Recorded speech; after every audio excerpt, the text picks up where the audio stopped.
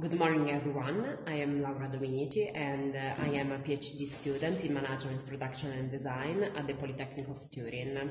I am graduated in eco-design and now I'm working in the Applied Ecology Research Group in the Department of Environment, Land and Infrastructure Engineering. In this video, we are going to show the result of the study regarding the opportunity offered by passive cooling and natural ventilation systems to improve indoor thermal comfort in a model public school in Iran in a arid climate zone. The aim of this study is to investigate the efficiency of the traditional technique of wind catchers to provide benefits for the occupants and at the same time to reduce environmental footprint for cooling and ventilation. In recent years, an increasing number of people around the world spend about 90% of daily time in indoor spaces such as school, workplace and home. For this reason, the importance to improve indoor environmental comfort and air quality is increasing to ensure healthiness for the occupants. The World Health Organization established that all organizations, private and public, must ensure proper air quality to their occupants, because everyone has the right to breathe healthy air and to live in a healthy environment. The high level of indoor chemical pollutants such as carbon dioxide, nitrogen dioxide and volatile organic compounds can contribute to cause the sick building syndrome. These chemical pollutants are present in all indoor environment because they are released by furniture, paints, cleaning products, and computer and photocopiers. The sick building syndrome is an healthy condition that affects working and learning skills, especially in young people and children, because they often spend a lot of their time in schools, libraries, and study halls. To ensure minimum ventilation rate, the global demand for heating, ventilation and air conditioning is strongly increasing. Many studies assert that buildings are responsible for 40% of global energy consumption for operation and control, and more than 30% of worldwide carbon emissions. This number might increase in the future, and the increase of energy consumption might affect the integrity and the quality of built environment. In many cases, the problem can be solved by providing proper passive system of ventilation that contribute to ensure the provision of air quantity and quality, to reduce energy cost for buildings management, and also to decrease the ecological footprint. The Sustainable Development Goal, especially the number 11, remark that the main global challenge is to provide high quality standards for living spaces for a large population without damaging natural ecosystems. Another important aspect to deal with sustainability in architecture is the relationship between design practice and the territory. Local geography, cultural identity, and especially the bond between man and nature have played a crucial role in defining main features of traditional Iranian architecture. In the sustainable view, buildings are considered as a part of wider environmental system, characterized by a specific regional and economic conditions and local identity. In the tradition, Iranian architectural elements have been designed based on local resources in order to minimize the environmental impact. The analysis of regional context investigates all important features of a specific territory, not only geographical and climatic ones, but also the know-how and history. This analysis is the first important step in research methodology to identify local opportunities in order to ensure environmental resilience and sustainable development. Iran is the second largest country in the Middle East. It is located between Persian Gulf and Oman Sea in the south and Caspian Sea in the north. From the north to the south, the country presents three different climate areas. The most important is the semi-arid climate in the wider part of Iran. Yazd city is located in the desert region in the middle of Iran. Yazd province has a very typical climate condition that present cold winters and very hot and long summers. Low precipitation and humidity, scarcity of water and vegetation, high temperature and dusty wind are perceived as a limitation for planners and residents. On the other hand, the high amount of wind and solar radiation are considered as a valid resource for development of new opportunities for the transition to alternative forms of energy. Iran is considered as one of the richest countries all over the world for alternative energy resources. In particular, in the province of Yazd, there is the perfect condition for the development of diffuse wind farms. The city of Yazd is located in a natural wind tunnel with the almost permanent wind flow that provides suitable conditions for producing energy by wind. Looking at the contemporary urban planning of the city, it appears not suitable for the local climatic condition, and the design of buildings fails to meet the environment-friendly requirements. The fast growth of Yazd to accommodate migration since 1960 has created a strong demand for housing.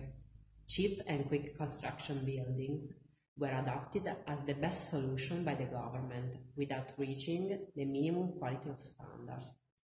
Many opportunities should be taken into consideration to mitigate harsh climate conditions, such as the use of vegetation and canals, underground water canals that help to increase humidity, shading and ventilation. Traditional elements, as wind catcher, should be combined with high-tech solutions to decrease the environmental impact while increasing thermal comfort and indoor air quality. The air circulation through passive cooling system and natural ventilation is a central aspect in the vernacular architecture of Yazd. The airflows occurs due to the wind blowing and the temperature difference between the interior and the exterior of the building. When the wind blows, it is captured by the chimney and flows downwards, cooling itself. Then it is distributed in rooms, while the warm air flows upwards. In windless condition, the wind catchers operate like an air trap, according to the stack effect. Hot and less dense air raises and outflow from the openings of wind catchers. In many cases, architects and engineers integrate the principle of traditional wind catchers with contemporary technologies as help device to increase the quality and efficiency of supplied air. Modern wind catchers are usually more compact and smaller than traditional ones. In this modern system, air is supplied in indoor spaces through diffusers located at the ceiling level. All around the world, there are many applications of wind catchers technology in modern public buildings. For example, the Sarabhi Godrej Center in India, the Zion National Park in the United States of America, the Lancaster Library and the Blue Water Shopping Mall in the United Kingdom. In these buildings, wind catchers contribute to the provision of natural ventilation, lighting and indoor fresh air. The goal of this study is to design a new school buildings in Yazd following the principle of sustainability in order to reduce the energy consumption for its operational control.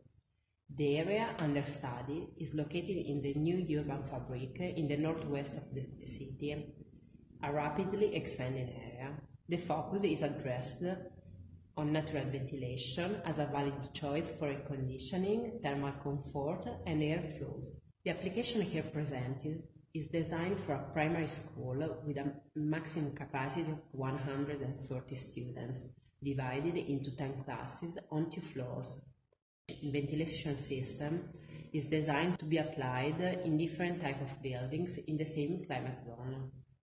The school is equipped with 2 air suppliers, canals and 6 exhaust air ducts. On the top of the chimney, there are special wind rotation caps equipped with a wind lead sheet to rotate in the direction of the wind. Function of these caps are to better catch the external air, to reduce the amount of dust and particles and to protect the canals against rainwater. The 2 main canals of the wind catcher are linked with a technical room placed at the basement of the building, where the incoming air is divided between other ducts and terminating into classes. Internal surfaces are made by added material capable of absorbing humidity. The cooling effect is more efficient by spraying the pads of air division with water, a technique frequently used in cooling towers.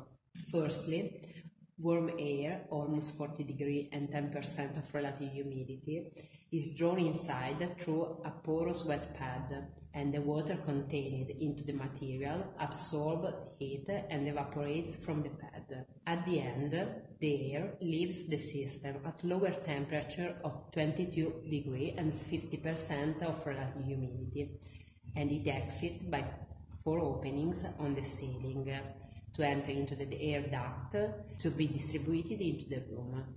The efficiency of an evaporative pad system is also affected by the type of material, the surface area, and the thickness of pads. Considering local available cheap material, cellulose pads recently designed for evaporative cooling sector are chosen as the best solution for this application. These pads have high ability in absorbing water, and they are chemically treated to prevent disintegration. The technical room is provided with 2 windows for the inlet air from wind catcher canals, which are made by the 3 cellulose pads for each window. Windows are also equipped with an automatic water supplier for spraying water on cellulose pads, and with an automatic door to the closed ventilation system in winter season. According to meteorological data, in Yazd during the summer, these parameters are beyond the comfort zone. In this condition, it is necessary to provide more comfortable indoor temperature and moisture. The case studies illustrate very simple but effective moisturizing in order to increase the evaporation process and also moisturize dry air in winter. In the natural cooling process, air flows through the adobe wind canals in the basement. During summer, the underground temperature in Yazd is between 16 degrees and 24 degrees, and the air gets cooler passing through the underground canals and wet cellulose pads. Natural ventilation contributes to improve the thermal comfort and the indoor air quality using natural resources and reducing the energy consumption.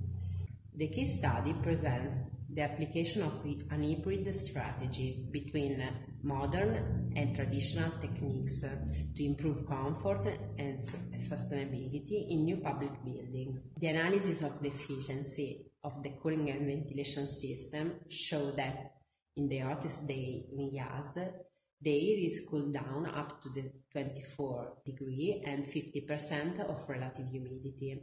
In conclusion, the rediscovery of traditional architectural elements can be useful to improve the sustainability of modern buildings and also to preserve cultural identity and traditional know-how of the Yazd territory. Thanks for watching the video.